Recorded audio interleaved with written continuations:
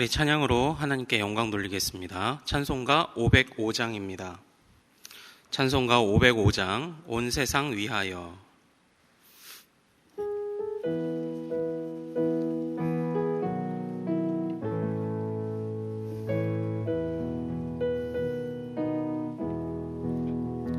온 세상 위하여 나 복음 전하리.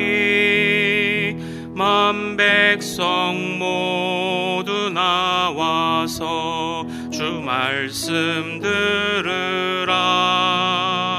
죄 중에 빠져서 헤매는 자들아, 주님의 음성 듣고서 너 구원받으라.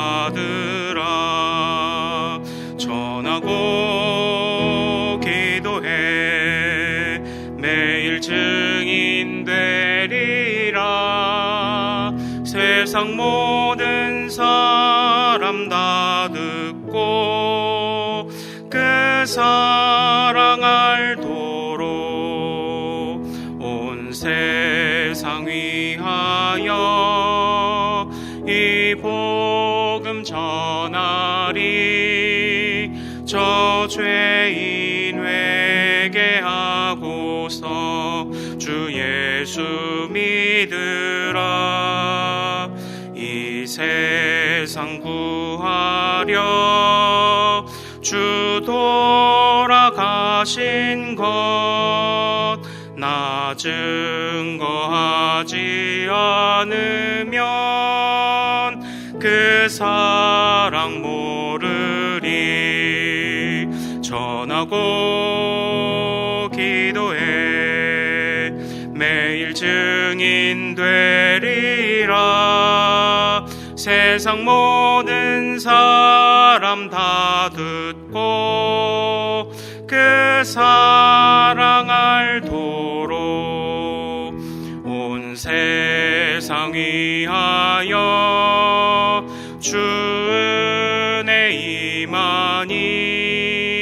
주 예수 이름 힘입어 이 복음 전하자.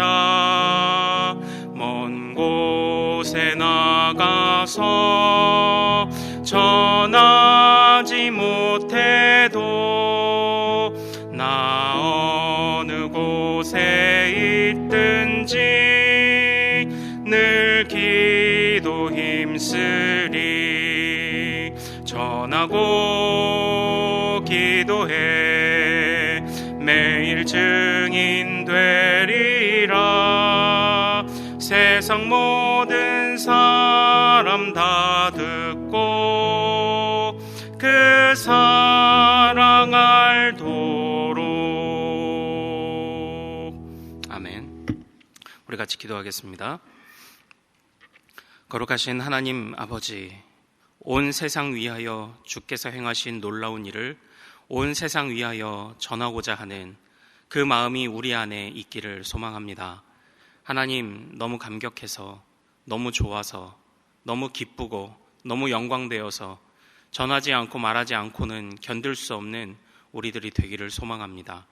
그러기에 더욱더 우리가 먼저 그 주님의 은혜와 그 사랑과 영광을 먼저 경험하기를 주여 소망하오니, 말씀을 들을 때마다 하나하나 구절구절마다 그 은혜가 깨달아지게 하시고, 하나님 또한 그것이 가슴에 새겨지게 하시며 잊혀지지 않게 하시고 변질되지 않게 하시고, 하나님 우리 가슴에 영원한 인생의 귀한 선물로, 영원한 인생의 목표요, 우리의 좌우명으로 항상 그 은혜가 우리에게 살아 숨쉬도록 하나님 인도하여 주시옵소서.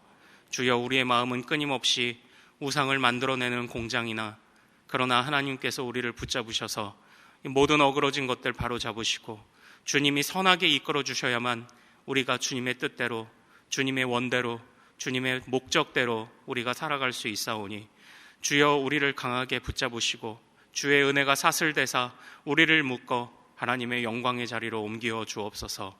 하나님, 구원받은 우리가 하나님 앞에 감격으로 살게 하옵소서. 그 감격이 너무나도 크고 놀라워 다른 어떤 세상 욕심도 모두 이기는 귀한 감격에 그 은혜들을 누리며 살아가는 우리 되도록 인도하여 주시옵소서. 이 새벽에 나온 또한 온라인으로도 함께하는 또한 이 말씀 붙잡고 함께 기도하기를 갈망하는 모든 주의 종들을 기억하여 주셔서 부르신 그 자리에서 우리는 예배하고 부르신 그 자리에서 하나님의 임재를 경험하는 이 시간 되도록 이 예배 되도록 인도하여 주시옵소서. 감사하며 우리 주 예수 그리스도 이름으로 기도하옵나이다. 아멘. 오늘 주신 하나님의 말씀은 사도행전 13장 13절부터 24절까지 말씀입니다.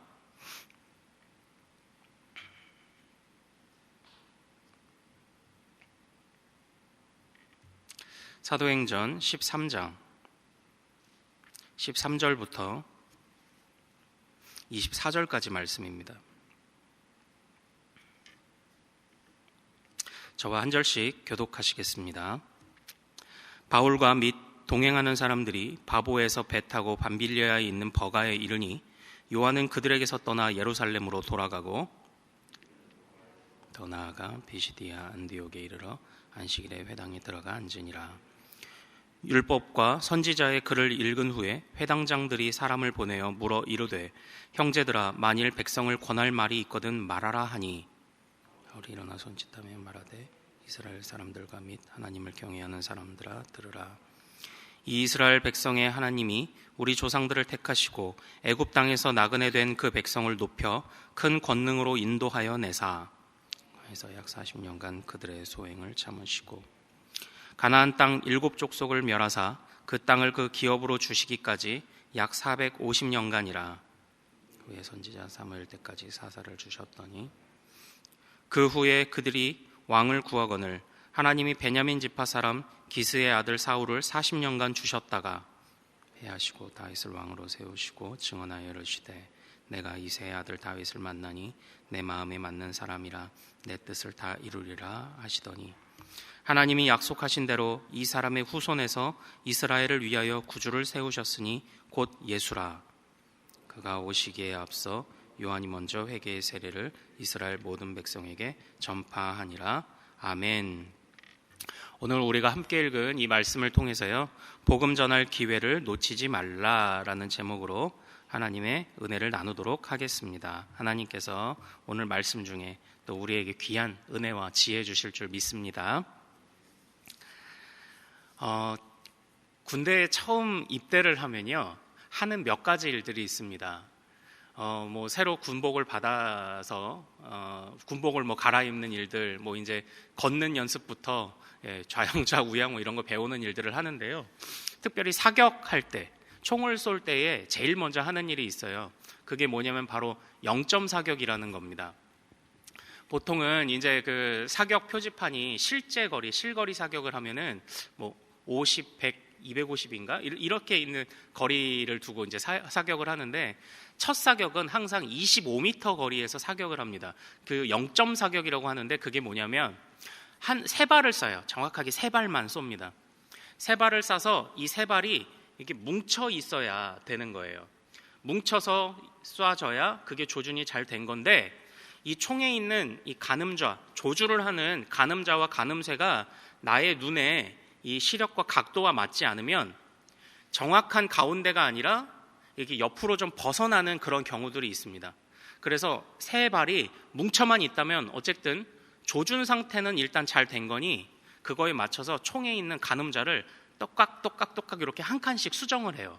상하, 좌우 이렇게 수정을 할 수가 있습니다. 이거를 이제 0점 사격이라고 해요. 그래서 처음 맞추면 정확하게 표적지에 목표물에 들어갈 수 있도록 총과 나를 일치시키는 그런 장면입니다.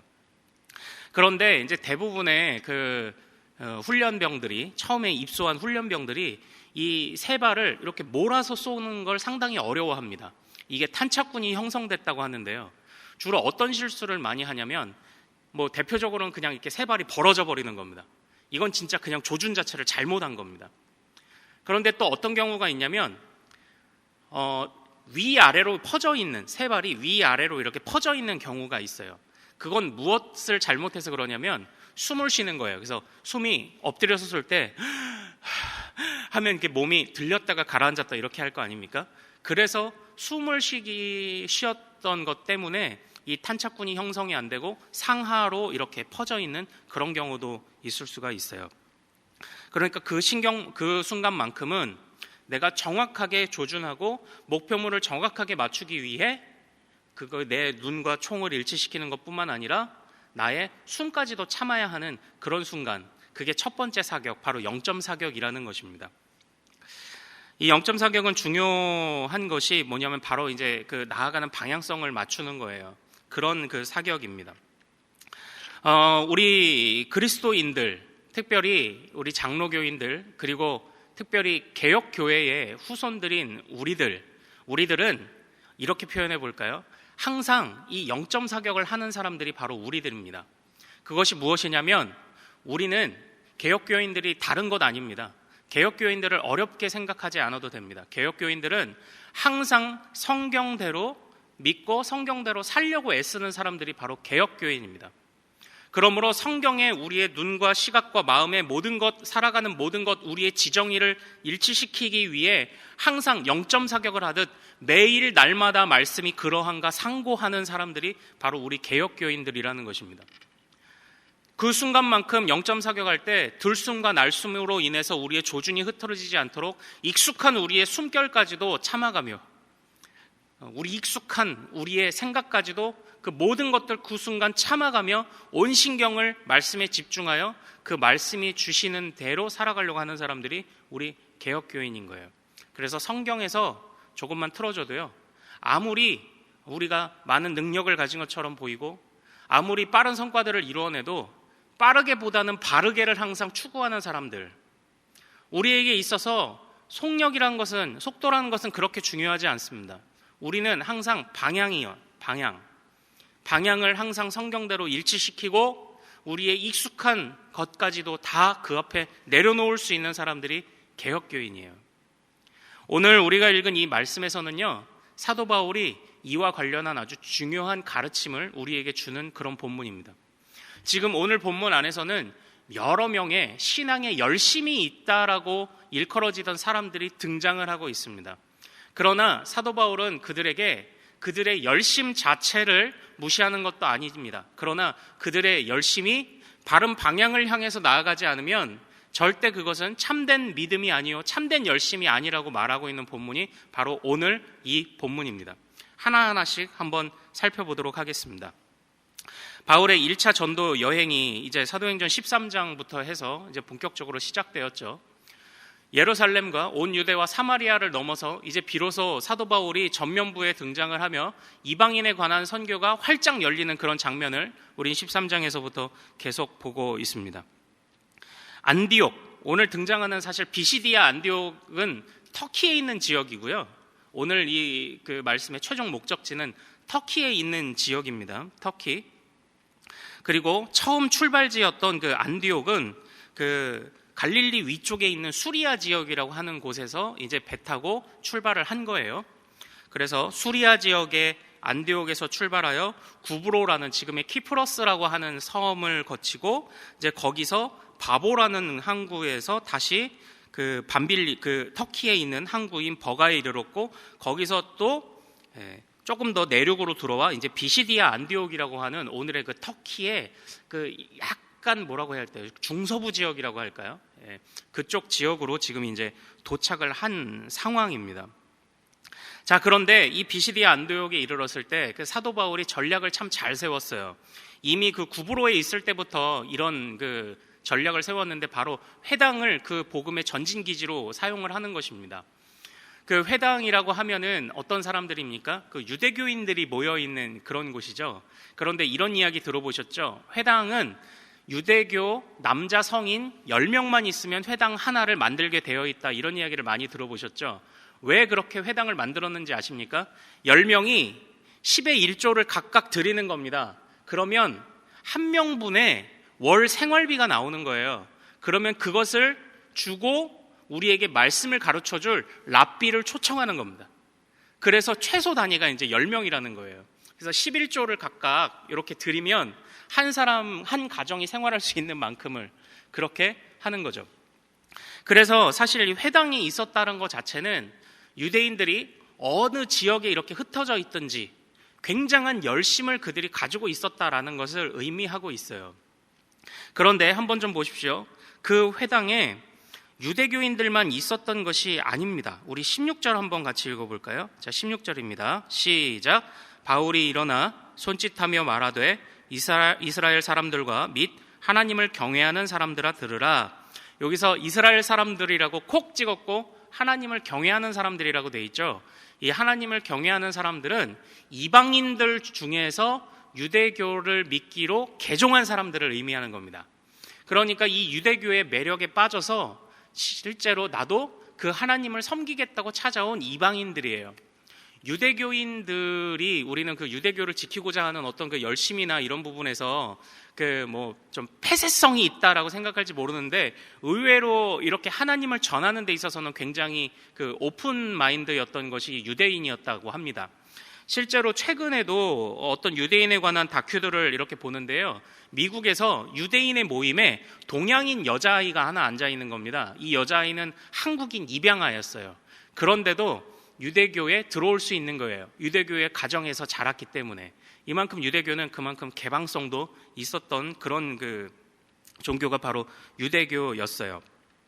그런데 핵심은 어쨌든 이방 지역에 갔는데 그곳에서 무슨 일을 하고 사는지는 모르겠지만 이방 땅에서 어렵게 살아간다 할지라도 그 있는 것 중에서 10의 1조를 들여 어떻게 해서든지 내가 하나님의 말씀을 듣고자 했던 열심이 있었던 사람이 바로 이렇게 회당을 구성하여 살던 유대인이었고, 그리고 그들의 생활 방식과 그들이 전하는 가르침에 매료되어 나도 이제 유대교로 개종했습니다 라고 말하는 이방인 세계에서 또 다른 소수로 살아가기를 희망했던 또 다른 경건한 사람들, 바로 이렇게 종교적 열심이 많은 사람들이 지금 이곳에 모여 있었고 사도 바울이 지금 그 안에 들어간 거예요.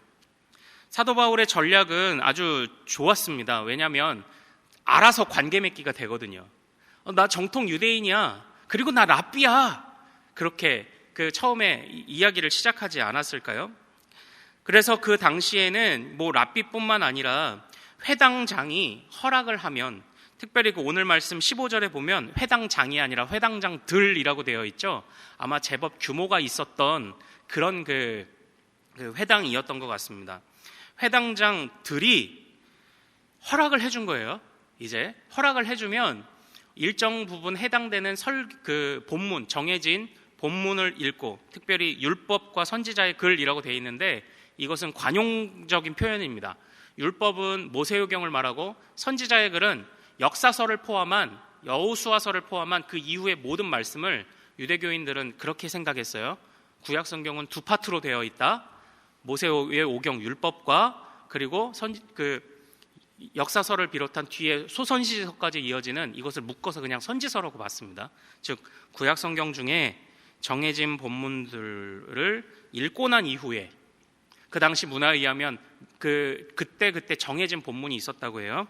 읽고 난 뒤에 회당장이 허락하면 그 말씀들을 강론할 수가 있었던 거예요. 그 말씀을 전할 수가 있었는데, 그러니까 여기가 일반적인 이제 일입니다. 일반적인 일. 그러니까 사도 바울이 이것을 모르지 않았던 것이라고 저는 생각해요. 그래서 누가 강론을 하겠느냐 했을 때 사도 바울이 제가 강론하겠습니다 해서 회당장이 허락만 하면 나는 거기서 말씀을 내가 풀어낼 수 있는 거죠. 그리고 또 정통 유대인이고 랍비니까 사람들이 얼마나 호감으로 다가왔을까요? 아주 관계전도에 좋은 예입니다. 자, 그런데 사도 바울이 이렇게 회당 사람들에게 가르칠 때에 17절부터 이어지는 말씀을 이제 사도 바울이 강론하기 시작을 한 겁니다. 그런데 17절부터 이어지는 이 내용들을 한번 잘 보십시오. 17절에 하나님이 조상들을 택하셨다. 이거 창세기죠. 그리고 17절 하반절에 큰 권능으로 인도하셨다. 이거 출애굽기죠.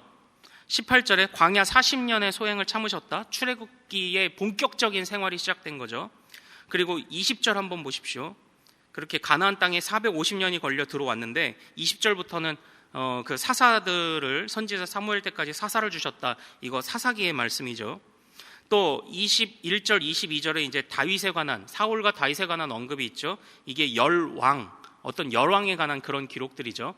그러니까 지금 하나님이 처음에 그의 조상들을 택하신 순간부터 이스라엘이라고 하는, 다시 말하면 유대교인들이 회복되기를, 그리고 영원히 계속되기를 바라는 그 다윗의 왕국이 건설되기까지의 일을 지금 바울이 압축하여서 요 몇 절 안에 그것을 요약하고 있는 겁니다.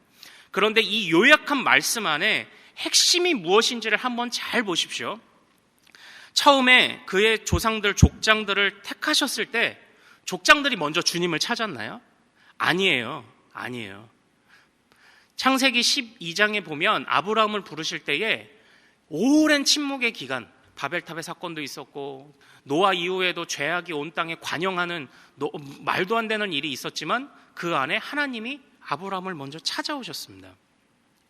그리고 또 이스라엘 백성들이 애굽 땅에 들어가서 그렇게 번성하게 된 것도 하나님의 은혜였지만 그들의 고통을 잊지 않으신 것도 하나님의 은혜였습니다.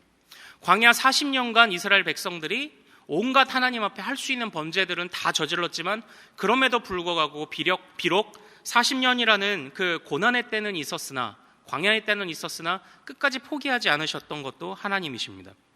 그 당시에 백성들이 자기 소견에 오른 대로 살았던 사사기 시대에 그들을 참아주시고 부르짖음을 들으셨던 것도 하나님이셨습니다.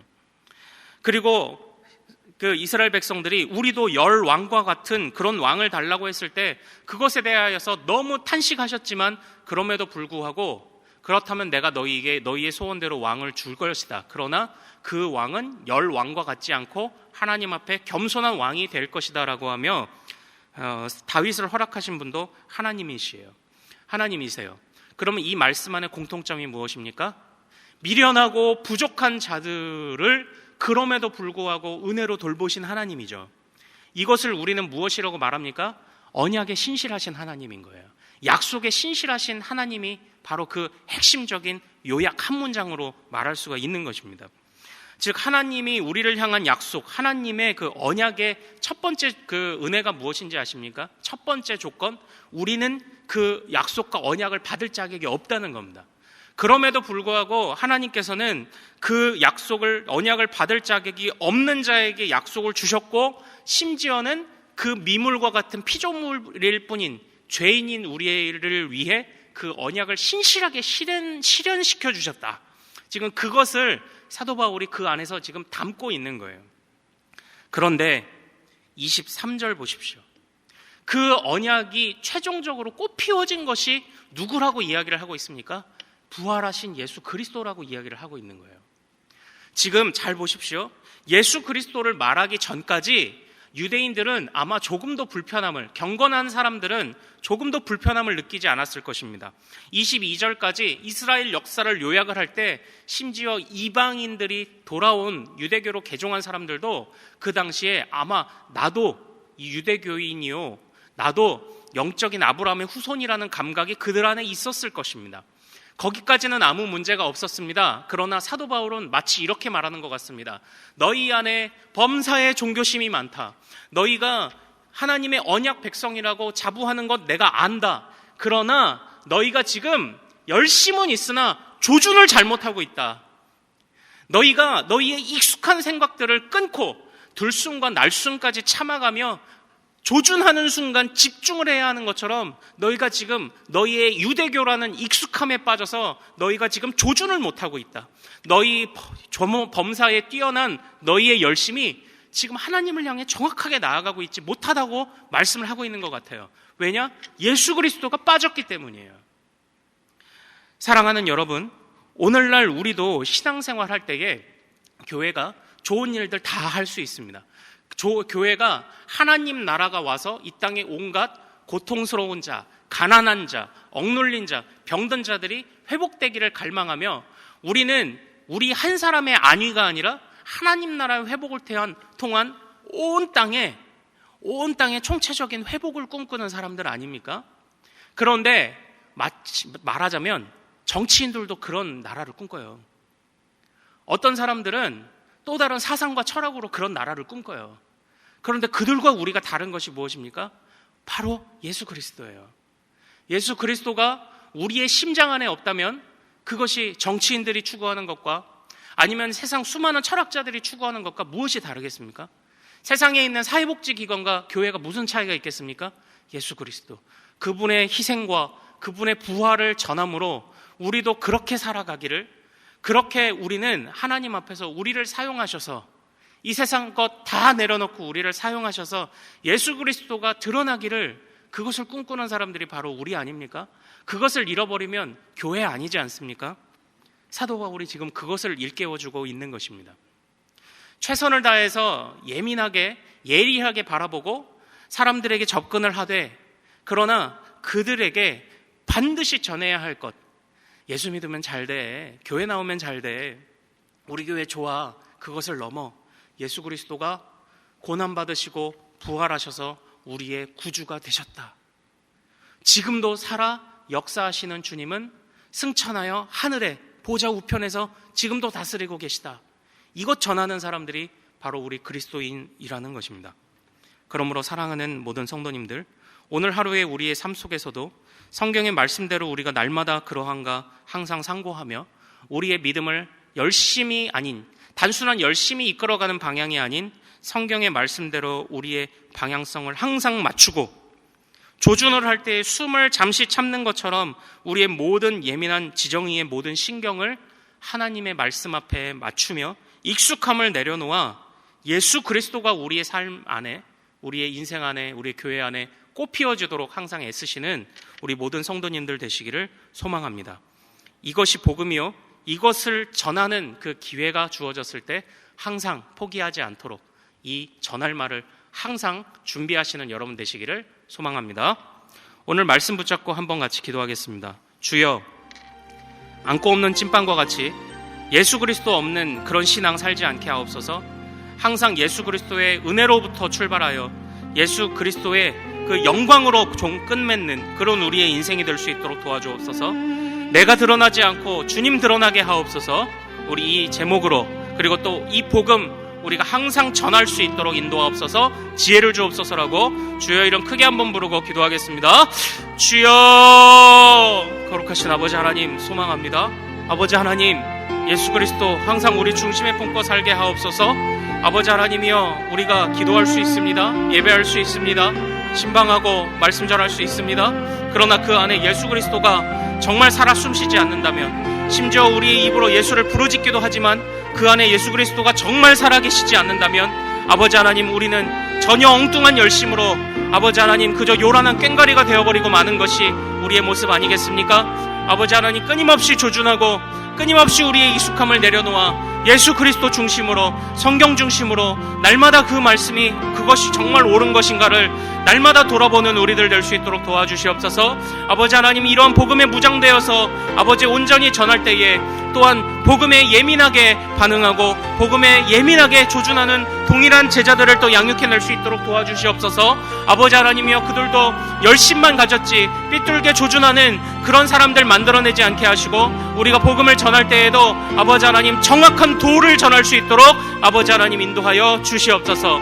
이것이 항상 우리의 마음의 입술에 자리 잡게 하시고, 전할 때에 온전한 것 전할 수 있도록 우리가 먼저 깨어나도록 인도하여 주시옵소서. 아버지 하나님 주님 예수 그리스도의 이름으로 기도합니다. 오늘은 수요일입니다. 우리 교회 교육부서와 다음 세대를 위해 기도하는 날입니다. 이 시간 기도하실 때 주여 우리 교회 모든 교육부서들을 살려주시사 은혜 충만하게 하여 주옵소서. 교육부를 섬기시는 모든 사역자들과 교사들 위해 성령으로 기름 부어 주옵소서. 우리 자녀들을 다음 세대를 이끌어갈 하늘의 지도자들로 사용하여 주옵소서. 계속해서 담임 목사님을 위해 기도해 주시고, 함께 동역하시는 장로님들과 교역자들이 사랑으로 하나 되어 온 교회가 성령으로 충만한 가운데 부흥의 역사를 이루게 해달라고 교육부서와 다음 세대를 위해 합심으로 기도하신 이후에 주님이 우리에게 주신 기도 제목으로 마음껏 기도하고 삶의 현장으로 나아가도록 하겠습니다. 이 시간 기도하실 때 저를 먼저 따라해 주십시오. 주여 우리 자녀를 살려 주옵소서. 주여 우리 자녀를 살려 주옵소서. 우리 주여 이름 크게 한번 부르고 마음껏 기도합니다. 주여, 거룩하신 아버지 하나님, 아버지 하나님 붙잡아 주시옵소서. 아버지 하나님, 우리를 붙잡아 주셔서 아버지 끊임없이 주님 앞에 복종하게 하시고, 우리의 생각과 우리의 감정과 우리의 의지가 주님 앞에 엎드리도록 인도하여 주시옵소서. 아버지 하나님, 지정의를